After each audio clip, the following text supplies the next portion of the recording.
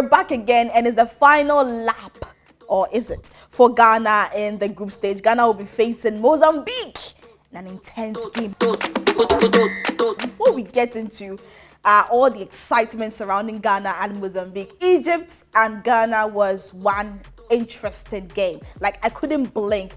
1 minute it's a goal, the other minute it's been equalized. Well, I'm here again with my fellow pulsers, Nicholas and Emmanuel, and we're just going to dissect what happened in Ghana versus Egypt. Let's even start with Mo Salah getting off. Like, what happened? What did you think immediately you saw Mo Salah's injury and he had to be taken off the pitch? Nicholas?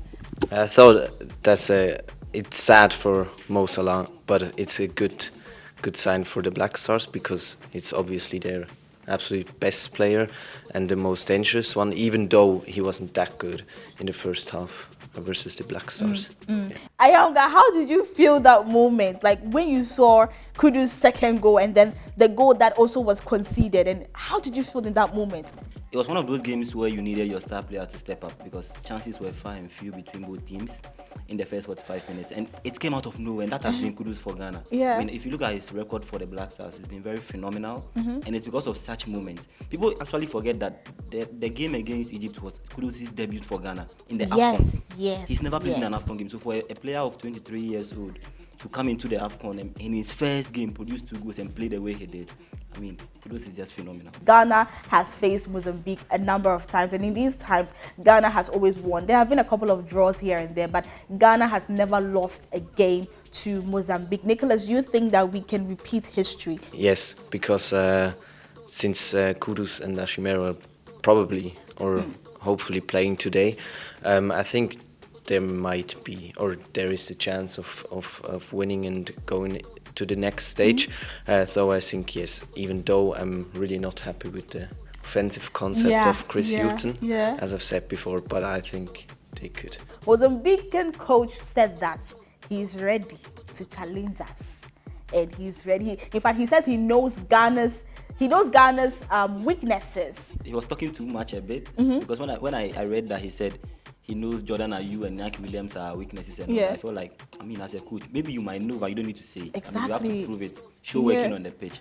But again, I think it's good for Ghana that he's underrating Ghana. Mozambique being confident is because of how they played against Egypt. Yeah. Because against Egypt, they nearly won that game, but for a last-minute penalty that Salah had, and then equalized for them. So I think they still have a chance against Ghana, but I think the onus now lies with the Blackstars to show them that we are a better side. And of course, we have better players than them. As to whether we are a better team, that I cannot say, because we've not really showed it in the tournament.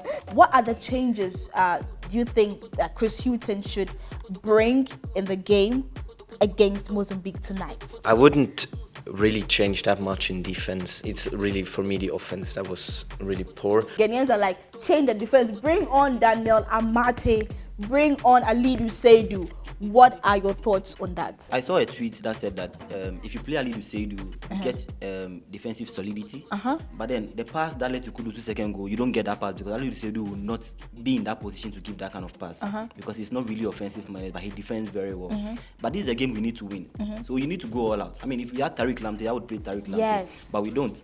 So we need to go with a player who offers a bit more upfront. And like you said, if you have a right back who is joining the attack occasionally, I think it helps, because this is a game where you can't afford to even draw.